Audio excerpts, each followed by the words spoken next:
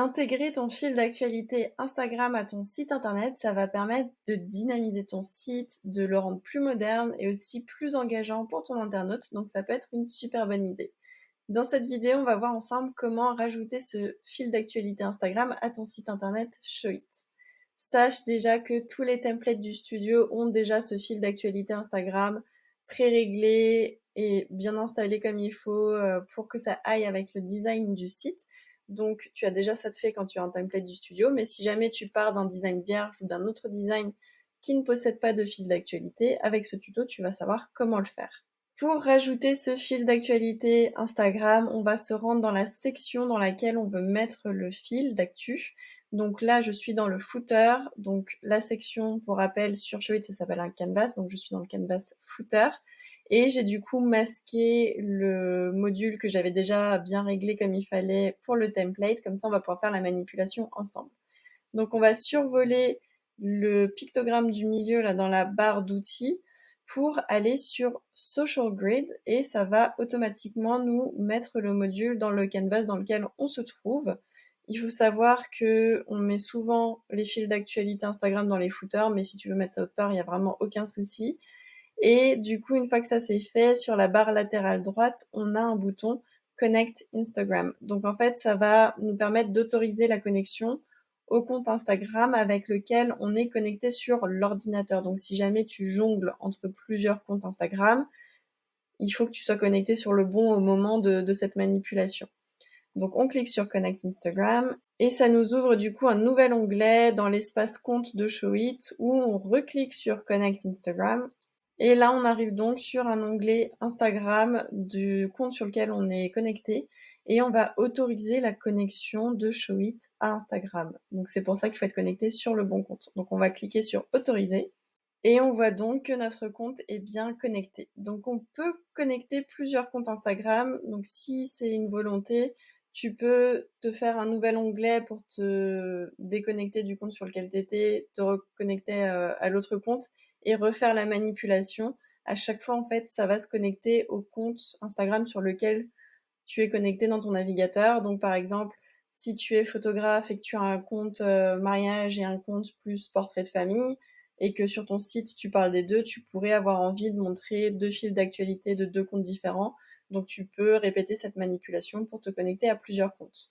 On peut donc fermer cette fenêtre et on se retrouve du coup dans l'interface de modification du site internet Showit. Et maintenant, sur le côté droit, tout en haut, dans Choose an Account, on a accès au compte avec lequel on s'est donc connecté. Une fois qu'on l'a sélectionné, on voit apparaître les photos du coup qui sont les photos de notre fil d'actualité Instagram. Et maintenant, on va pouvoir faire nos réglages. Comme d'habitude sur Showit, on peut prendre, redimensionner à volonté comme on le souhaite. Donc par exemple, là, je peux faire en sorte que ça aille de bord à bord et je veux que ça aille en haut de cette petite bordure. Et sur mobile, pareil, je peux faire quelque chose de différent et avec les réglages, on va lui donner le design qu'on veut. Donc déjà, pour commencer, on peut choisir d'afficher ou non différents types de choses sur notre fil d'actualité. Donc on peut afficher ou non les vidéos, les carousels, les posts. Donc si on enlève les vidéos, ça montrera que les posts. Si on enlève les carousels, ça enlève les carousels. On peut tout laisser. Celui-ci, Show Captions on Hover, ça veut dire que quand on survole, on va voir la légende. Donc moi, j'y tiens pas forcément. Donc souvent, je désactive. Auto Space Images, donc ça se voit peut-être pas forcément ici. Mais si jamais on clique, voilà, ça prend la taille en fait qu'on a donnée à notre petite fenêtre. Et ça met l'espace automatique entre les images. Et overflow, ça veut dire que ça va dépasser. Donc là, on voit par exemple qu'on a un overflow. Donc même si l'image ne peut pas être vue en entière, on autorise le fait que ça puisse dépasser. Donc ça peut être pas mal si on veut faire quelque chose de pleine largeur, par exemple, en prenant toute la largeur de la fenêtre. Ça peut être intéressant pour être sûr qu'on n'ait pas du tout d'espace. Ensuite, on peut choisir le nombre de rangées. Et comme d'habitude, donc sur Showit, on peut faire quelque chose de différent ou pas sur mobile. Donc là, on a la même chose sur PC et mobile, mais moi, sur mobile, je voudrais avoir 2 rangées. Je trouve que ça rend mieux. Donc on fait ça comme ça. On peut ajuster la taille entre nos images, donc soit en laissant lier mobile et PC, soit en séparant le mobile et le PC.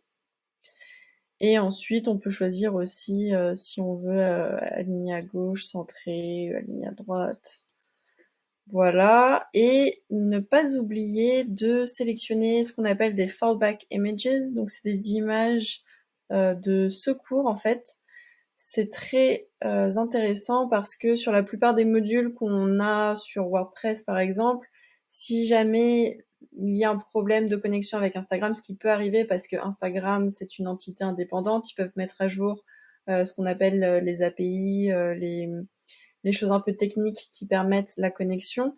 Et du coup, si la connexion est perdue avec ton site internet, ce qui est possible, peu importe la plateforme, en fonction de ce qu'Instagram fait, plutôt que d'avoir un message d'erreur, par exemple une croix rouge et le fil d'actualité n'a pas pu être chargé, on va avoir les images qu'on sélectionne ici qui vont être chargées automatiquement en remplacement. Donc ça sera quand même plus joli, plus brandé, donc ce sera mieux. Donc il suffit de cliquer sur Manage Images et du coup ici on va pouvoir sélectionner tout type de photos et les mettre, voilà, hop, comme ceci. Et donc si mon compte est déconnecté, ça mettra par défaut ces photos plutôt que de ne rien mettre. Je peux te faire le test. Si on enlève mon compte, on voit que ça charge les photos que j'ai sélectionnées à la place. Donc si jamais il y avait un problème, on aurait au moins ces photos-là qui seraient mises par défaut plutôt qu'un message d'erreur. Donc c'est super intéressant à mettre sur son site internet. Voilà, c'est tout pour cette vidéo. Tu vois, c'est très simple. Au niveau du design, tu peux vraiment faire ce que tu veux en termes de nombre de rangées, de taille de tes images. Est-ce que tu veux que ce soit pleine largeur ou pas? Est-ce que tu veux en mettre un compte ou plusieurs comptes? Est-ce que tu vas afficher les photos ou pas? Enfin voilà, vraiment, tout est possible au niveau design. Et du coup, c'est quelque chose de très chouette pour mettre en avant, par exemple, ton portfolio, tes derniers posts.